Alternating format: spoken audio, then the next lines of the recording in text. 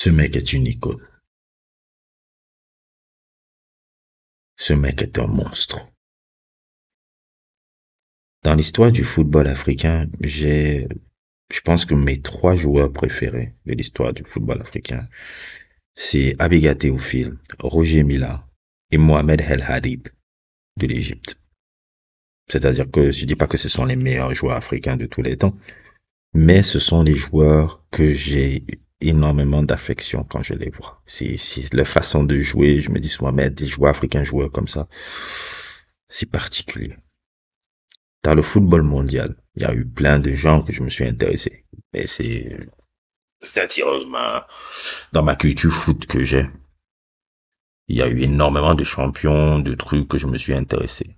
Énormément, énormément. Mais la liste est tellement longue que je sais même pas si je pourrais même faire partager tous les gars dont je me suis intéressé dans lui. Africains, européens, asiatiques.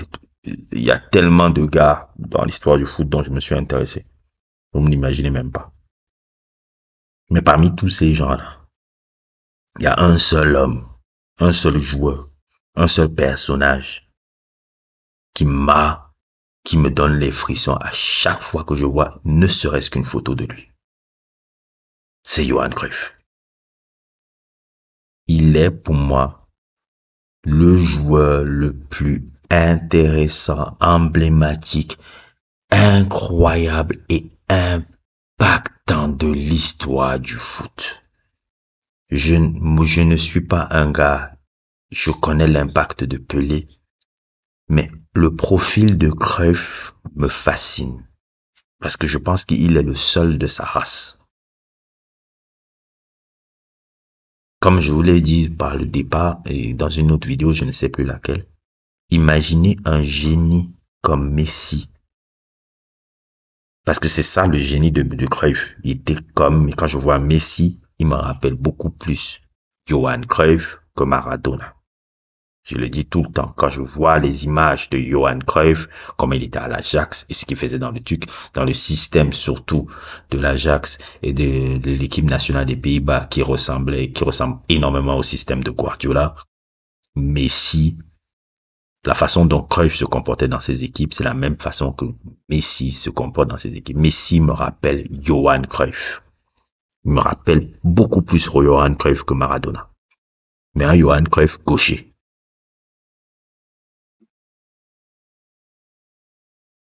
Johan Cruyff, imaginez un Messi qui devient un Guardiola. Je n'ai jamais vu ça dans l'histoire du foot. Comprenez bien ce que je veux dire. Imaginez un génie du foot qui est en même temps un grand penseur du foot. Dans le foot, c'est deux connotations-là. Quand tu es un génie du ballon et tu deviens après un grand penseur, c'est très rare. Ça n'existe pas. Il n'y a que Cruyff qui a été que ça. C'est-à-dire génie du foot absolu et grand penseur de ce sport-là. Si on s'assoit de tous les grands joueurs de l'histoire du foot, il y a un gars, un seul joueur de foot que je vais écouter avec insistance. C'est Johan Cruyff.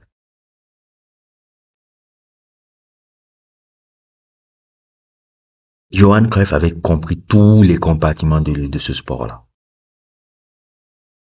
Sa philosophie, qu'est-ce qu'il fallait implémenter pour pouvoir non seulement gagner et marquer son temps.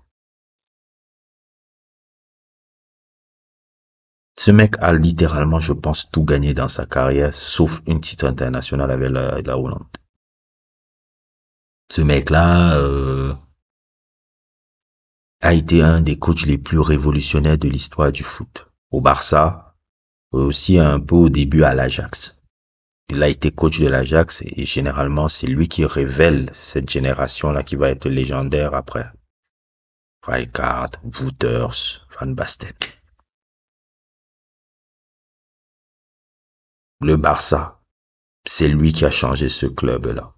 Avec son coach Rinus Michels, quand il vient au Barça, il change complètement l'histoire de ce club et la trajectoire de l'histoire de ce club. Si le Barça est ce qu'il est aujourd'hui, c'est grâce au monsieur que vous voyez sur la photo là.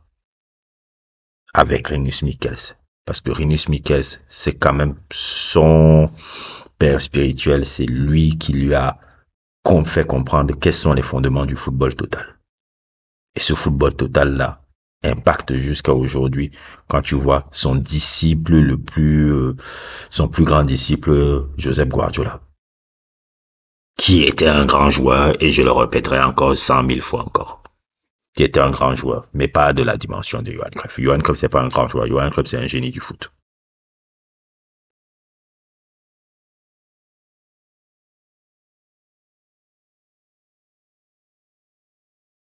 Moi, quand on me parle d'un joueur de foot, c'est pas Messi, c'est pas Cristiano Ronaldo, c'est pas Maradona, c'est pas Pelé, c'est pas Eto'o, c'est pas Biamila, les trucs pour les trucs africains. C'est pas tout ce que vous citez là. C'est que ce mec-là. Dans la dimension, dans trois dimensions qu'il est. Footballeur de génie, technicien incroyable, technicien de légende et dirigeant de malade. Même, c'est-à-dire que même en tant que dirigeant, les idées, celui qui ressuscite l'Ajax de 2010, dans les années 2010, là où, faut rappeler, l'Ajax dans les années 2000 était un peu en perdition, avec un peu, parce qu'ils s'étaient un peu écartés de leur politique de formation, comme d'habitude et tout. L'Ajax des années 2010, je vais sortir encore cette année, cet article d'Eurosport que j'avais lu il y a 3 ans, où justement, il refait en sourdine, pas forcément en tant que dirigeant, président et tout, mais on l'avait appelé en renfort comme un peu encadrement technique, je sais pas quoi.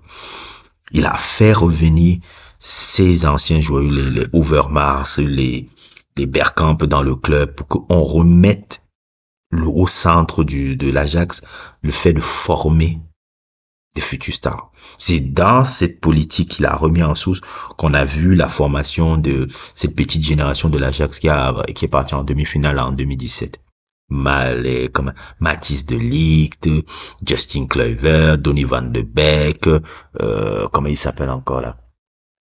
Tous ces gars-là, tous les gars qu'on a vus en 2017, 2018, ceux qui sont partis en finale de la Coupe de l'UEFA 2017 et ceux qui ont fait cette campagne complètement magnifique de l'Ajax de 2019 qui, même si elle n'a pas gagné la Ligue des Champions cette année-là, elle est entrée clairement dans les livres d'histoire du foot. On parlera de cet Ajax de 2019 là parce que le jeu pratiqué aussi par cette équipe de l'Ajax d'Eric Ten Hag était fabuleuse. Eric Ten Hag, d'ailleurs même, dans certaines proportions, me rappelle Cruyff. Je trouve juste que le combo Manchester et lui n'est pas adapté. C'est quelqu'un que j'aurais plus vu à Dortmund. Parce que Manchester, c'est le bordel. Moi, c'est ce que c'est toujours auquel je crois. C'est un immense coach, mais c'est juste qu'il n'est pas dans un club qui est adapté à sa façon de fonctionner. C'est un mauvais choix, Manchester. Moi-même, déjà à l'époque, même quand il est parti là-bas, j'ai dit que c'est pas un bon choix pour lui. Il aurait dû partir à Dortmund. Dortmund, ça aurait été parfait. Je suis sûr que s'il était parti à Dortmund, nous serons au moins en demi-finale de Ligue des Champions, en finale de Ligue des Champions avec lui cette année. Donc, Johan Cruyff, voilà, quand tu vois, avec le Barça, c'est pas comme s'il a eu énormément d'accomplissements. C'est-à-dire je crois qu'il y a juste une victoire au championnat, 74 et une victoire en coupe, mais c'est l'impact de justement ces idées politiques, ces idées de politique de formation avec son coach, et c'est aussi surtout aussi l'impact politique du mec. Johan Cruyff est un joueur de football qui n'a pas hésité à être politique. Sa dénonciation du gouvernement Franco là, cette manière d'épouser la cause catalane. C'est pas pour rien qu'il est vénéré encore jusqu'à aujourd'hui. Vous imaginez un joueur étranger comme ça qui est vénéré. Les Catalans n'acceptent rarement les étrangers. Ce mec est devenu le symbole du football catalan. Un étranger néerlandais. S'il y a une filiale Pays-Bas, Barça, c'est lui qui l'a créé. Quand vous voyez un joueur néerlandais au Barça et autres et tout, celui qui a permis cette liaison-là, c'est lui.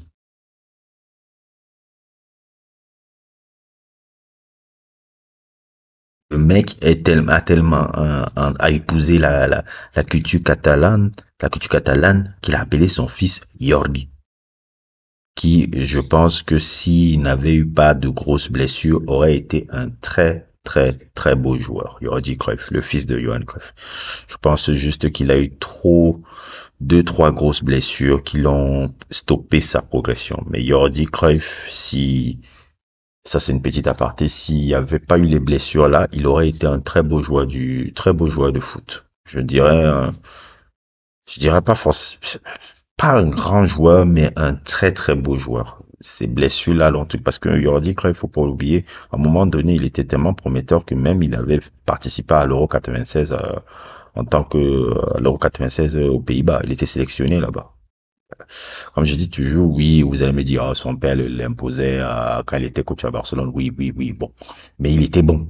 Quand je regarde les images de Jordi Cruyff, je dis, merde, Jordi Cruyff, il était pas mal, hein. Mais c'est pas pour rien après que Manchester te veut, quoi. Mais après sa blessure là à Manchester, ça a été plus problématique, quoi, dans sa carrière. C'est-à-dire que, oui, pour revenir à Johan Cruyff, il appelle son fils Jordi. Jordi, c'est un prénom catalan.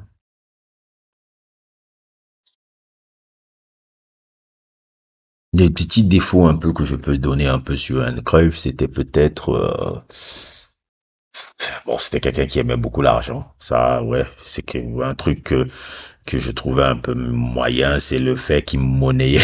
Bon, c'est quelqu'un qui avait une haute estime de son savoir.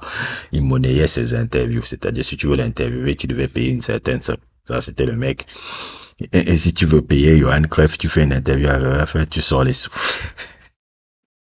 Jusqu'à la fin de sa vie, hein. Tous les interviews que vous voyez généralement de Johan Cruyff, parce que c'était quelqu'un qui avait une très haute opinion de lui, et je peux comprendre, un mec d'une telle dimension, je pense qu'il a gagné le droit quand même d'avoir ce type d'arrogance-là.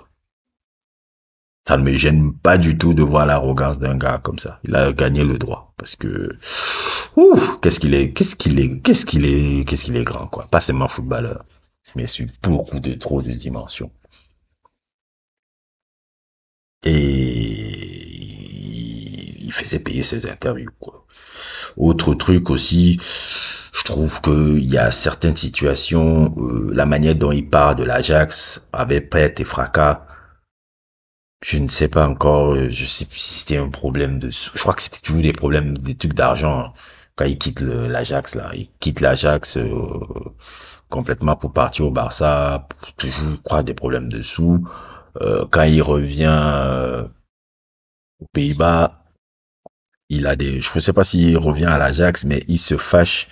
Il n'arrive pas à faire son retour à l'Ajax et tout. Et il revient plutôt, je crois qu'il finit sa carrière au Feyenoord. C'est-à-dire que ça, c'est un peu un truc qui me gêne un peu dans son histoire, de me dire qu'un mec comme ça, au lieu de finir à l'Ajax, a fini au Feyenoord. Toujours, je pense, pour un problème économique, quand on lui payait pas assez le truc. Parce que Johan Cruyff et l'argent, c'était quelque chose, hein. Ouh là là. Mon Dieu, je ne peux pas le blâmer, parce qu'on cherche toujours l'argent. Mais le mec, mon Dieu, même son club de formateur, quand il a les revenus et qu'il voulait faire une petite pige un peu, truc, et je crois qu'ils n'ont pas dit, ils ont dit qu'on pouvait pas le payer, ce truc. Le mec, il est parti tranquillo, fini sa carrière au Feyenoord. On parle de Johan Cruyff, quoi. Johan Cruyff a fini sa carrière au Feyenoord. Waouh, Feyenoord. Le club rival, l'un des clubs rivales de l'Ajax. C'était quand même, aïe, aïe. Bon, l'histoire ne l'a pas retenu, hein. L'histoire a oublié ça, mais merde, quand même. C'est comme si tu voyais, je sais pas, Totti dire qu'il finit sa carrière à la Lazio, quoi. Bon, ça fait mal un peu. Aïe, aïe, aïe. Il a fini sa carrière au Feyenoord, quoi. C'est que je vous dis, c'est comme si tu voyais Francesco Totti finit sa carrière, ou bien Nesta finit sa carrière à la Roma. Il quitte le Milan et il dit, bon, moi je vais finir ma carrière à la Roma. Ça la fout mal un peu. Ça la fout mal. En tant que coach, avait l'histoire à Barcelone, dans son Barcelone des années 90, qui avait enchaîné quatre, quatre victoires de champion d'Espagne. Et justement, la consécration avec le premier type de Ligue des champions qu'il a donné au club avec un style particulier, un autre de la manière dont il a su utiliser le talent de Michael Laudrup, qui est pour moi l'un des meilleurs joueurs de l'histoire du foot espagnol des années 90 et qui est pour moi l'un des meilleurs meneurs de jeu de l'histoire. Michael Laudrup, Johan Cruyff était une idole pour lui. Je pense que il a trop bien utilisé parce qu'il faut savoir que Michael Laudrup, il était aussi à un moment donné à la Juve. Et à la Juve n'a jamais pu utiliser son talent à bon escient parce que bon, à l'époque, il y avait quand même encore Michel Platini, si je me souviens bien. Et Michael Laudrup à la Juve, ça avait jamais collé, mais quand il est parti à Barcelone, comment il s'appelle? Johan Cruyff a su tirer le maximum de son talent, avec son style qui était toujours un ersatz du football total. Puis aussi cet état de fait où je trouve un peu que Johan Cruyff a eu des belles gifles, des belles gifles qu'il méritait. Je vais penser par exemple à la finale de 94 contre le Milan AC. Si on était à l'ère des réseaux sociaux, je pense que le comportement de Cruyff aurait très empathie sur sa légende. Cruyff, avant la finale qu'il affronte contre le Milan, Cruyff a toujours eu horreur d'un pays de foot qu'il aborde depuis la nuit des temps. Ça, c'est l'Italie. Cruyff a toujours eu un mépris pour les coachs italiens, les équipes italiennes, tout le temps. Parce que pour lui, il dit les équipes italiennes sont des équipes de non-jeu à cause de la philosophie catenaccio et aussi parce que pour moi, je pense aussi qu'il y a une haine fondamentale avec les équipes italiennes parce que les équipes italiennes les ont toujours fessées quand il était joueur. Parce que quand il était la première finale de la génération justement géniale de 71, 72, 73 que vous voyez de l'Ajax, elle était déjà arrivée en 69 en finale contre le Milan AC de Rivera. Et la frustration encore de cette jeune équipe de l'Ajax qui domine le match et je crois perd 4-2 contre ce Milan AC là, le Milan AC de Rivera et du père de Paolo Maldini, Cesare Maldini. La fou mauvaise depuis. Depuis, il avait une sale vision du football italien et le football italien a toujours été un de ses ennemis jurés. 94, il vient en conférence de presse, il commence à venir avec une arrogance en se filmant à côté comment on appelle ça, du trophée de la Ligue des Champions, tout en faisant comprendre que le match ne sera qu'une formalité. Attitude pédante, attitude arrogante, attitude dégoûtante et aussi summum de la provocation.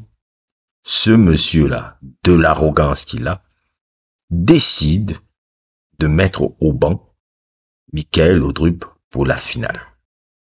Oui, c'est vrai que Michael Laudrup ne jouait plus déjà un peu dans l'effectif, mais de là à le priver un joueur comme ça, en finale de la Ligue des Champions, qui puisait celui qui était le meilleur joueur de ton équipe depuis les 2 dernières années, c'est comme si tu voyais Aimé Jacquet affronter le Brésil en 98 et il dit Zidane, je vais te mettre au banc parce que j'estime que on peut battre le Brésil sans toi. C'est exactement ce que c'est exactement ce que Johan Cruyff a fait avec Michael Laudrup en 94 quand il affrontait le Milan AC. Et bordel, Capello ne s'est pas privé. Il a dit, tu n'as pas mis Laudrup? Ok. Et ce fut une claque monumentale. Il s'est fait fesser par le Milan AC 4-0. Et ce fut laid. Ce fut très très laid. Et c'est une des tâches un peu de l'histoire un peu de Johan Cruyff que je trouve qu'elle était complètement méritée qu'il lui arrive une fessée pareille parce que cet individu-là avait à un moment donné exagéré dans son arrogance et de sa pédance et qui méritait un peu une gifle. La gifle monumentale. Milan 4, Barcelone 4-0. 0.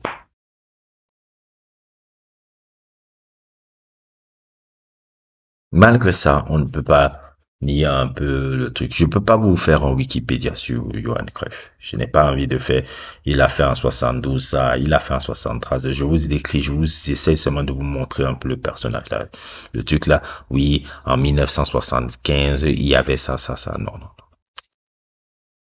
C'est pas important de faire des trucs comme ça. Je veux aller directement à l'essentiel et l'essence. Et vous, vous partez faire aussi vos recherches sur ce personnage-là. Mon truc n'est que une porte d'entrée pour découvrir justement l'univers d'un joueur, d'un truc. C'est pas juste ah ouais, on donne tout et non, non. C'est trop facile. Faites aussi vos recherches.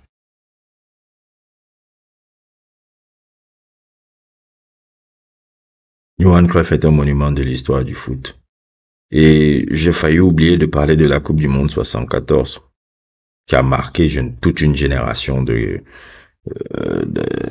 d'aficionados de foot de l'époque. Cette équipe de 74 des Pays-Bas qui était avec Johan Cruyff, son adjudant Johan Niskins,